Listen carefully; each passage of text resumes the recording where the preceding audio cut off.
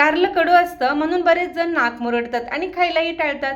पण मी आज अशी ट्रिक वापरली आहे की ज्यामुळे कारलं अजिबात कडू लागत नाही.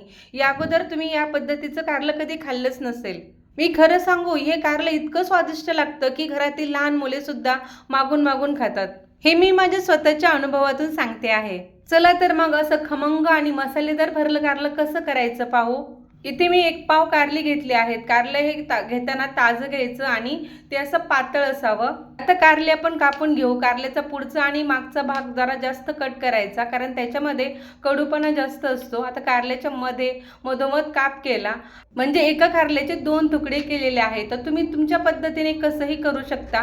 कारल्याला चीर देऊन सुद्धा आपण मध्ये स्टफिंग भरू शकतो. आता यामध्ये मी 2 भाग केलेले आहेत. तर कारल्याच्या मधोमध असलेले जो बियांचा भाग आहे तो आपल्याला चमच्याच्या मागच्या बाजूने काढून घ्यायचा आहे. असा व्यवस्थित लगेच निघतो बघा.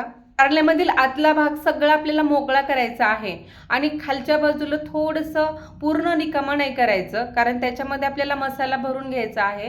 कारल्याला परत कुठेही वरून मी चीर दिलेली नाही. तर अशा पद्धतीने मी सगळ्या कारल्यांमधून ह्या बियांचा भाग काढून घेतला आणि एका पातेल्यामध्ये ही सगळी कारली ठेवलेली आहेत. आता कारलं हे कडूच असतं, परंतु हे कडू लागू नये म्हणून मी इथं एक पारंपरिक खास ट्रिक वापरली आहे.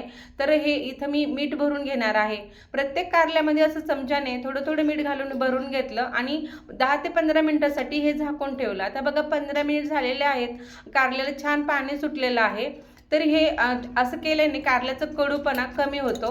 हे भरलं कारलं मी असं बनवणार आहे की कारलं तर कडू लागत नाही, परंतु कारल्यामध्ये जे न्यूट्रिशन असतात ना, ते सुद्धा कारल्यामध्येच राहिले पाहिजेत. तर या कारल्यांना आपण भरपूर मीठ लावलेलं होतं, त्यामुळे हे 2 ते 3 पाण्याने स्वच्छ धुवून घ्यायची, म्हणजे कारल्यातलं जे मीठ असतं ना ते पूर्ण निघून जाईल आणि तरीसुद्धा कारल्याला एक छानशी चव मिळते. तर मी इथे 2 ते 3 पाण्याने स्वच्छ ही कारली धुवून घेतली, त्यामुळे मीठ कमी झालेलं आहे. आता ही कारली चाळणीवर अशी नितळायला ठेवते.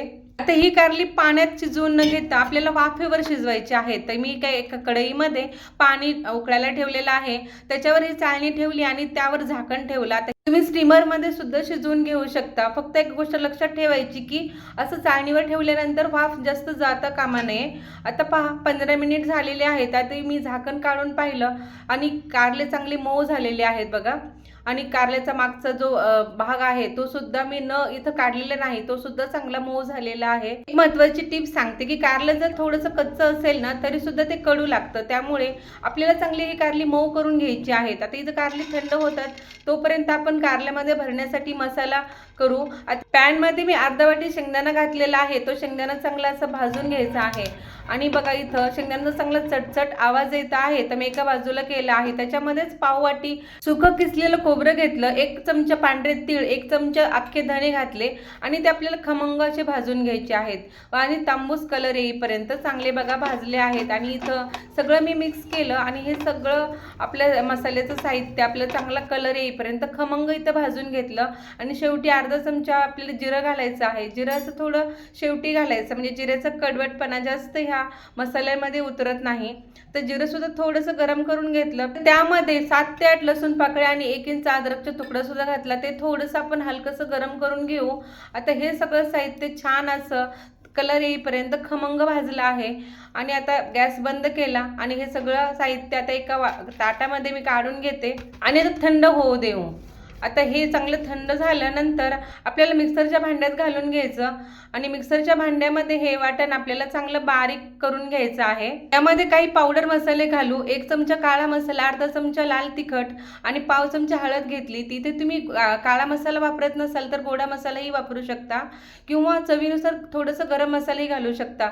चवीनुसार मीठ घालायचं आणि 1 चमचा चिंचेचा पल्प घेतला आहे, त्यामुळे कारल्याला छान टेस्ट येते. आता हे सगळं पाणी न घालता मी बारीक करून घेतलेला आहे बघा. आता एका प्लेटमध्ये काढून घेतलं. आता यामध्ये बारीक चिरलेली कोथिंबीरही घालू आणि हे चांगलं मिक्स करून घेऊ. मसाल्याला थोडंसं बाइंडिंग व्हावं म्हणून 1 चमचा इथं तेल घालते, त्यामुळे मसाला एकजीव होऊन बांधला जातो आणि नंतर आपल्या कारल्यामध्ये भरल्यानंतर तो सहसा बाहेर निघत नाही. बघा चांगलं मिक्स करून घेतलं आणि आता सगळ्या कारल्यांमध्ये आपल्याला असं भरून घ्यायचं आहे. पूर्ण सगळा दाबून आपला चांगला हा मसाला या कारल्यामध्ये भरून घ्यायचा आहे. हा मसाला इतका खमंग झालेला आहे की कारलं खाताना की इतकं स्वादिष्ट लागतं की घरातील सगळे मागून मागून खातात. बघा हा दुसऱ्या कारल्यामध्ये सुद्धा मी असा मसाला सगळा दाबून घेतलेला आहे। अशा प्रकारे आपण सगळ्या कारल्यांमध्ये हा मसाला चांगला छान भरून घेऊ। आता इथं बघा मसाला भरलेला आहे आणि काही मसाला शिल्लक राहिलेला आहे। गॅसवर मी पॅन ठेवलं, पॅन गरम झालं की 4 चमचे मोठे मी तेल घातलेलं आहे। या तेलावर ही भरलेली कारली आपल्याला ठेवायची आहेत। आता इथं कारलं आपल्याला शिजवून घ्यायचं नाही, कारण कारलं हे ऑलरेडी आपल्याला शिजलेलं आहे। आता इथं फक्त कारल्याचे जे बाहेरचे आवरण आहे त्याला आपण थोडंसं फ्राय करून घेऊ। बघा 4 ते 5 मिनिट झाले, मी कंटिन्युअसली असं उलटण्याने खालीवर खालीवर करून हे कारली सगळी खालून सगळ्या बाजूने अशी चांगली फ्राय करून घेतलं आणि नंतर जो मसाला शिल्लक आहे तोही पॅनमध्ये घातला। आता बघा अगोदर थोडंसं फ्राय केलं आणि त्यानंतर हा मसाला या कारल्याला सगळा कोटिंग करून घेतला आहे। म्हणजे आपल्याला कारलं खाताना आतमध्ये पण मसाला आहे आणि वरून सुद्धा मसाला, त्यामुळे एकदम छान टेस्टी लागतं। आता थोडीशी कोथिंबीर घालून घेतली आणि पहा कारलं दिसायला किती आकर्षक झालेलं आहे आणि हे भरलं कारलं खायला इतकं स्वादिष्ट लागतं की घरातील सगळेजण मागून मागून खातात।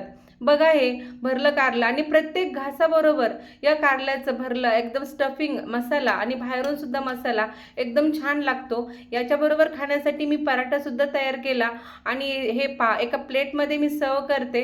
हे भरलं कारलं एकदम खमंग, चटपटीत आणि मसालेदार आहे आणि खायला पण तेवढंच अप्रतिम आहे। मध्ये कसलाही पाण्याचा वापर नाही, त्यामुळे हे 2 ते 3 दिवस आरामात राहतं आणि तुम्ही प्रवासात जाताना नेऊ शकता, टिफिनमध्ये नेऊ शकता किंवा असं वरण भाताबरोबर तोंडी लावू शकता। चपाती, भाकरी, पराठा याबरोबरही खायला छान लागतं। वाफेवर शिजवलेलं आहे तरी सुद्धा खूप मऊ झालेला आहे, आतमध्ये एकदम मसाला आहे, बाहेरून सुद्धा मसाला लागलेला आहे। ही रेसिपी तुम्हाला कशी वाटली ते मला कमेंटमध्ये नक्की सांगा।